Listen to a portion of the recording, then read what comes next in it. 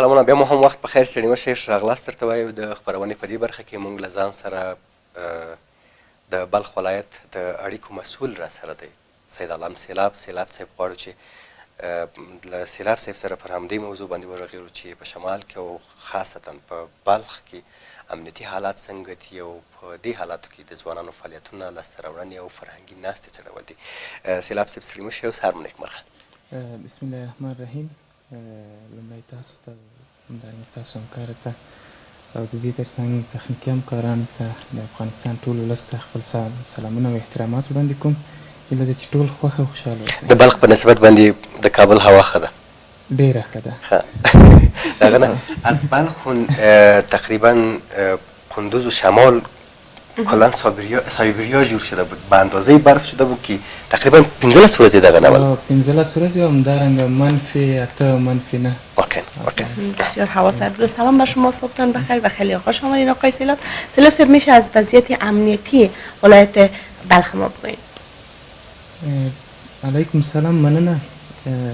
که مونږ لومړی هغه د افغانستان په کچه باندې به اول خبره وکړو چې امنیتي وضعیت ښه نه دی، په واقعیت چې د خلکو قبول نه دی، ځکه چې یو خو د سولې پروسې خبرې روانې دي او همدارنګه د بهرني ملکونو یا ځینې همسایهګانو لاسونه یې دلته تر څو دغه پروسه هم کړکېچنه کړي او یا هم خپل امتیازات ترلاسه کړي. همدې په خاطر باندې راځو بلخ ته. بلخ هم د افغانستان یو ولایت دی چې د معلومه ده چې کله چې په یو ملک کې په ټول ملک کې وضعیت خراب وي او په یو ولایت باندې هم تاثیر کوي. نسبت تیرو کلونو ته مثلا که 15-16 کاله مخکې یا 10 کاله مخکې موږ خبره وکړو وضعیت خراب شوی دی، خو هغومره هم نه دی چې ځینې فیسبوکیان چې خبرې کوي مثلا موږ نږدې هلته یاستو، همدارنګه د ټول حالت څارو. یو خو اوس ټکنالوژي ده، که یو اندکې خبره هم وشي فیسبوک پورته کېږي او دا داسې موږ ته ښکاره کوي چې موږ بیخي د یو بد حالات کې. حال دا چې داسې نه ده، له دې مخکې ډېر هغه کارونه شوي دي، ډېر د دې نه غټ کارونه شوي، غټې مسلې شوي دي، خو څوک نه دي ورباندې خبر شوي، همداسې پټ پاتې شوي پټ پاتې شوي دي. اوس دا ښه ده چې یو اندکې کار کېږي او هغه فیسبوک ته پورته کېږي او خلک هغه کېږي او همدارنګه خپله مستقیم والي ته دا خبر رسېږي چې په همغه دقیق باندې والي صاحب کوشش کوي چې ورته رسیدګي وکړي. واقعا یعنې ستا په اند باندې په مخکې هم وختونو کې هم همدا مسلې وې، یعنې که موږ فکر وکړو د کرزي په لومړیو دورو کې د هغه نه وروسته دغه مسایل وې، جنګ جنجال او همداراز وژنې او دا مسایل، خو په هغه اندازه باندې د ټولنیزې رسنۍ دا وې چې همغانې شوي وې. یوازې ګوره هغه وختو کې یوازې ښار کې دا ټولنیزې رسنۍ، اوس په کلیو کې هم که هر چا سره تو کینې او هغوی حتما فیسبوک لري او منفي خبرونه تر ټولو زیات انتشارات کوي، یعنې که چېرته هغه منفي مثبت په نظر باندې. موږ غم دا دی په افغانانو کې چې یوازې دوی هغه خپلې عقدې پالي او منفي خبرونو ته انعکاس ورکوي. که د دې تر څنګ موږ مثبت خبرونو ته هم انعکاس وکړو، د خلکو فکرونه به جوړ شي، د هغوی په ذهنونو باندې تاثیر کوي او خوشحاله کېږي خلک. واقعا زه به درته چای هم واچوم سیلاب صاحب، خو پر دې باندې به هم وغږېږو چې د والي فعالیتونه څه دي البته بلخ کې والي فکر کوم چې د پوهنتون استاز دی او داسې اشخاص بیا کولی شي چې خلک پر ځان باندې راټول کړي. تاسو راته ووایاست چې هلته د فعالیتونه څنګه ارزوئ او د خلکو سره یې ناسته ولاړه څنګه ده؟ دا خو معلومه ده، یو څوک چې د پوهنتون استاد یو قدر یې د هغه هماغه رقم فکر هم جوړوي، مفکوره هم جوړوي. هغه څوک چې تعلیم یې کړی وي، هغه څوک چې فکر جوړي، هغه چا چې مثلا لیسانس ماستر دکترا یې هغوی خوښوي دغسې خلک حکومت کې ته راشي تر څو هغه څه چې دوی غواړي همغسې قناعت وکړي. د بلخ والي دا ښه ده چې دغسې کسان ولایتونو ته معرفي شي، په یو اړخ بل هم مهم دی چې ولسي برخه هم مهمه ده، باید موږ په نظر کې ونیسو. یوازې دا نه ده چې موږ وایو یو والي دی په اوس وخت کې هغه د داسې یو څوک چې یوازې علمي شخصیت دی. د علمي شخصیت ترڅنګ باید دوی هغه ولسي اړخ هم ولري چې له نیکه مرغه تر دې دمه پورې والي صاحب د هماغسې دی، د هماغه منطقې دی. دې نه مخکې په ولسي جرګه کې هم د وکیل تیر شوی چې ولسي اړخ هم لري، او همدارنګه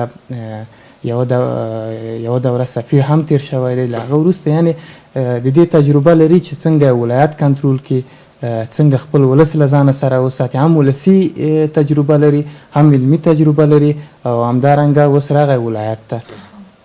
استیلاف حال رضایت مردم کسب کرده، یعنی میتونه به همون خواست مردم عمل بکنه والی صاحب؟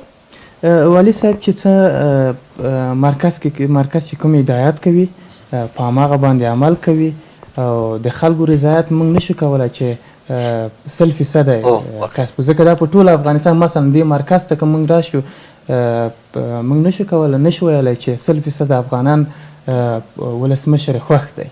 همدارنګه په ولایت کې هم دا شی شته دی، موږ نشو ویلی چې 100% دا خلک خوښ اوسي، خو کار روان دی، ښه کار روان دی. څه چې مرکز وایي، څه چې قانون وایي، د قانون مطابق ګام پورته کېږي. د بلخ ولایت یو له هغو ولایتونو څخه دی چې یعنې هغه د افغانستان په اقتصادي برخه کې ډېر مثبت رول لري، مهم رول لري، او په همدې خاطر باندې هم هغه ډېری کړی تلاش کوي چې هلته ناامني هم ایجاده کړي. البته حیرتان بندر یو له هغو بندرو دی چې د افغانستان اقتصاد ته ډېر څه راوړلی شي. هلته د عطا محمد نور په تګ سره ځینې مشکلات را پیدا شوي. والي څومره تلاش کړی دی چې دغه مشکلات حل کړي، او تلاش وکړي چې ورسره کښېني د نږدې نه، او دغه مشکلات د خبرو له لارې حل کړي. اوس څه ناڅه مشکلات پیدا ورک شوي هم دي، خو د والي رول څه دی په دې برخه کې؟ زه فکر نه کوم چې اوس هغه خلک ډېر ښکېل اوسي په دغه شیانو کې، ځکه هغه وخت کې ښکېل و چې خپله استاد عطا محمد نور د بلخ والي و، او دا ټول قدرت یې لاس کې و هلته، او هغه چې څه غوښتل هغسې کېدل.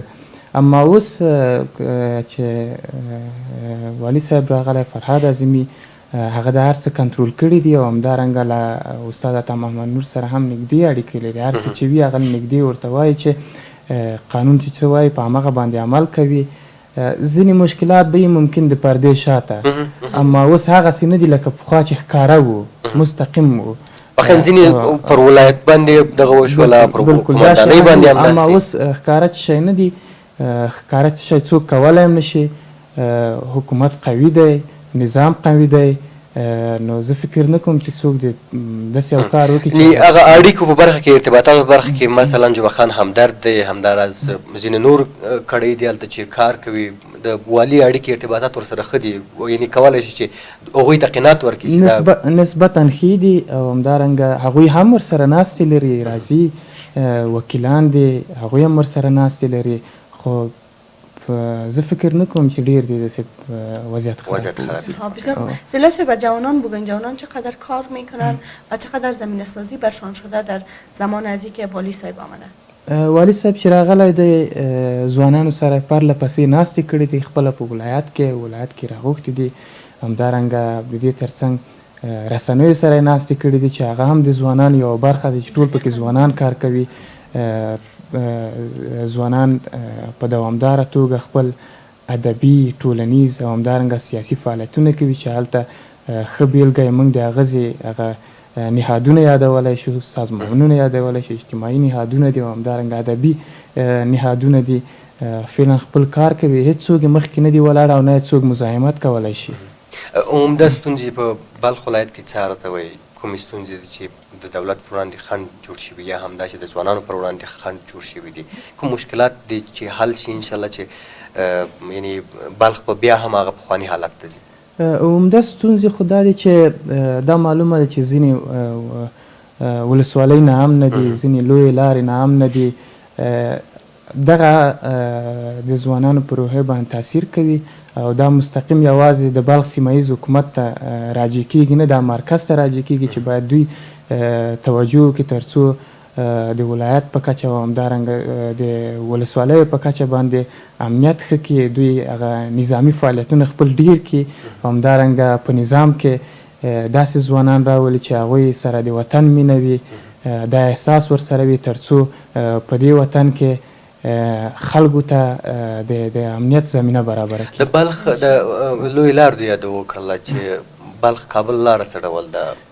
بلخ کابل لاره کې ستونزې ډېرې دي چې موږ د پلخمري سره چشمې شیر ښه بېلګه یادوله چې دا ټولو ته معلومه ده چې هلته وسلوال ځواکونه راوځي، که د وسلوالو په نوم باندې هم راوځي په همغه دوی باندې تمامیږي، که وسلوال ځواکونه هم راوځي په همغه دوی تمامیږي، ځکه موږ نه پوهېږي چې دا څوک دي، خو یو څوک دي مسلح دي راوځي او کله غلاوې هم کېږي او کله نفر هم قطع کول کېږي د حکومت په نوم باندې، د یو نوم باندې بل نوم باندې.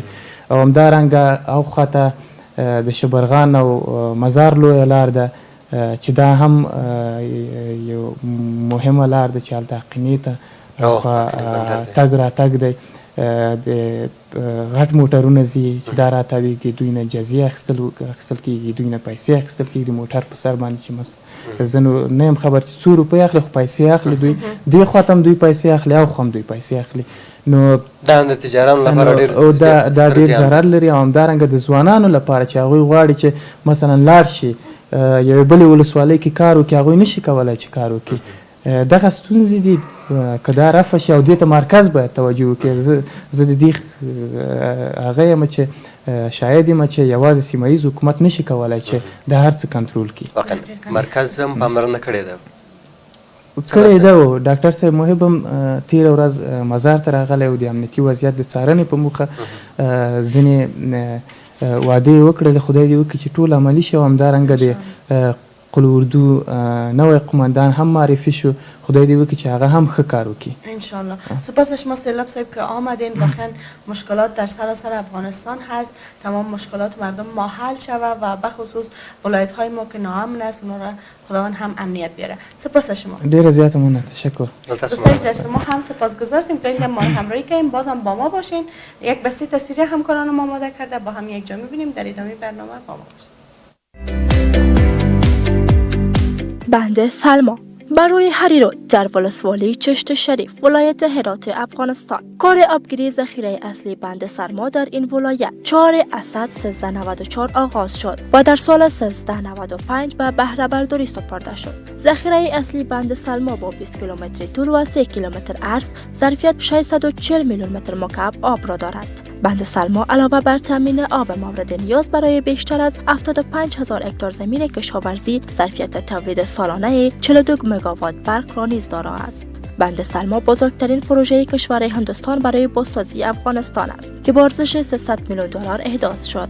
احداث بند سلما از پروژه های بزرگ دولت محمد داود خان نخستین رئیس جمهوری افغانستان بود که در سال 1976 به کمک هند آغاز شد. روند ساخت این بند که به دلیل درگیری ها در افغانستان متوقف شده بود، بار دیگر در سال 2005 آغاز شد. بند سلما که در افغانستان و پروژه بند سلما معروف است، بزرگترین برنامه زیربنایی تاریخ افغانستان است که در زمان حکومت سردار محمد داود خان اولین رئیس جمهور اسبق افغانستان طرح‌ریزی شد و کار مقدماتی آن در همان زمان آغاز و اعمار آن تا 25% تکمیل گردید. اما وقوع جنگ‌های خونین در این کشور موجب توقف اعمار بند در سال 1357 گردید. پس از سقوط طالبان، دولت افغانستان اعمار بند سلما را نخستین برنامه بزرگ سازندگیش عنوان کرد و 25 جود سال 1386 سنگ تهداب آن را گذاشت. این بند در 170 کیلومتری شمال شرق هرات و در مسیر درجوی هریرود در ولسوالی چشت ولایت هرات احداث شد که با تکمیل آن بیش از 42 مگاوات برق مورد نیاز هرات و ولایت‌های امجوار آن تامین خواهد شد و پس از 2000 جریب زمین را مسیر هریرود تا مرز ایران در منطقه ذوالفقار را نیز آبیاری خواهد کرد.